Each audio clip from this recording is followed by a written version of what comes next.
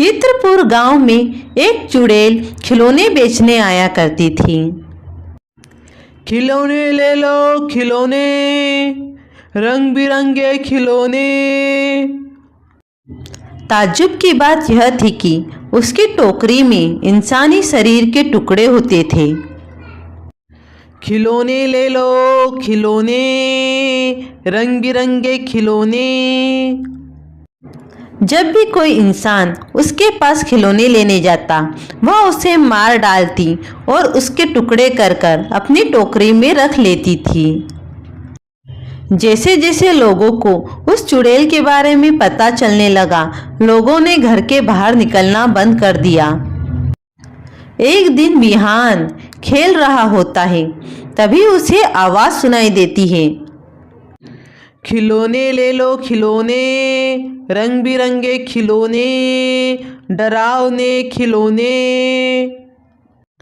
विहान को उसकी मौसी पैसे देकर गई थी।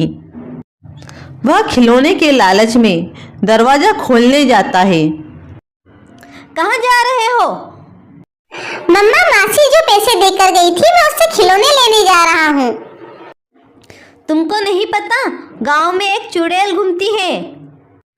वह खिलौने बेचने के बहाने लोगों को मार डालती है और उनके टुकड़े कर कर अपनी टोकरी में डाल लेती है। आपको तो बस बहाने चाहिए खिलौने नहीं दिलाने के। देखो, मैं सच बोल रही हूँ, चुपचाप घर में रहो। इतना कहकर विहान की माँ किचन में काम करने लगी। विहान एक शरारती बालक था, इसलिए उसने धीरे से दरवाजा खोला और बाहर खिलौने लेने चला गया। ओ खिलौने वाली आंटी, मुझे भी एक खिलौना दे दो। आपके पास क्या क्या है? मेरे पास तो सब कुछ मिल जाएगा, बताओ क्या चाहिए?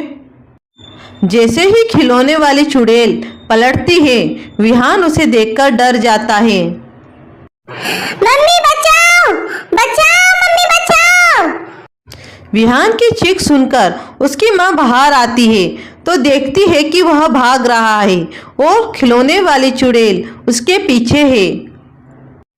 वह भागकर जाती है और अपने बेटे को गोदी में उठाकर घर के अंदर ले आती है।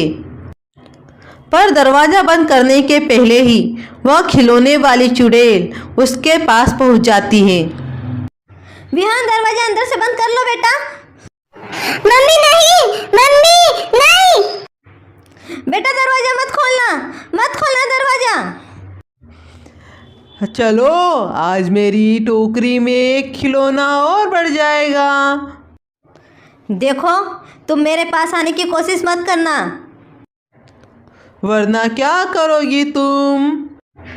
विहान की मम्मी उसके ऊपर गमले से वार करती है और फिर भागती है, पर फिर भी वह चुड़ैल उसे पकड़ लेती है और उसे मारकर अपनी टोकरी में रख लेती है। विहान बहुत रोता है। जब उसके पिताजी रात को घर पर आते हैं तो वह सारी बात बताता है। इस खिलौने वाली का तो कुछ करना होगा, वरना कितने लोगों की यह जान ले लेगी। अगली सुबह सभी लोग पंचायत बुलाते हैं। देखो मुखिया जी, आज गांव में फिर से एक जान चली गई। अगर इस चुड़ैल का कुछ न किया गया तो धीरे धीरे यह गांव खत्म हो जाएगा। आखिर बच्चे तो खिलौने की जिद करते ही है ना। यह बात तो सही है, पर क्या किया जाए? काफी विचार विमर्श के बाद भी कोई निष्कर्ष ना निकला। विहान का पिता सुरेश एक मूर्तिकार था। वह अपनी पत्नी की याद में अपनी मूर्तियों के सामने रो रहा होता है।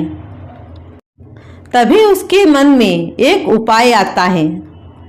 वह वास्तविक रूप में दिखने वाली एक प्रतिमा बनाता है। यह प्रतिमा और किसी की नहीं, बल्कि माँ दुर्गा की थी।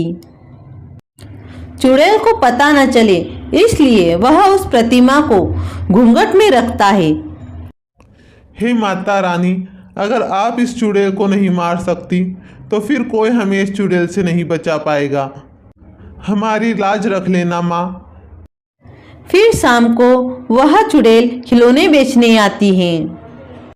नए नए खिलौने, खूनी गुड़िया, खिलौने ले लो खिलौने। ये गांव वाले बहुत चालाक हो गए हैं, आजकल कोई घर से नहीं निकलता। अरे यह औरत कौन है? इसको तो मैंने नहीं देखा। चलो आज इसी का खिलौना बनाती हूँ। खिलौने ले लो खिलौने। भाभी जी, आपको खिलौने लेना है? अरे भाभी जी जवाब तो दो, मेरे पास बहुत ही रंग बिरंगे खिलौने हैं। खूनी हाथ, डरावना सर और दुबली पतली खून में रंगी हुई मम्मी भी है। आपको खिलौने चाहिए? कानों का शायद इलाज कराना पड़ेगा, तभी जवाब नहीं दे रही हो। यह बोलकर वह खिलौने वाली चुड़ैल उस मूर्ति के पास जाती है। जैसे ही वह उस पर वार करती है तो माँ दुर्गा के हाथ में रखी तलवार उसके ऊपर गिर जाती है और वह चुड़ैल बीच में से कट जाती है। 2 टुकड़े होने के बाद वह चुड़ैल वहीं समाप्त हो जाती है। विहान का पिता सुरेश खिड़की में से यह सब देख रहा होता है।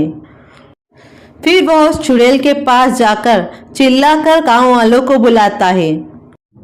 गांव वालों देखो, माता रानी ने इस चुड़ैल के 2 टुकड़े कर दिए।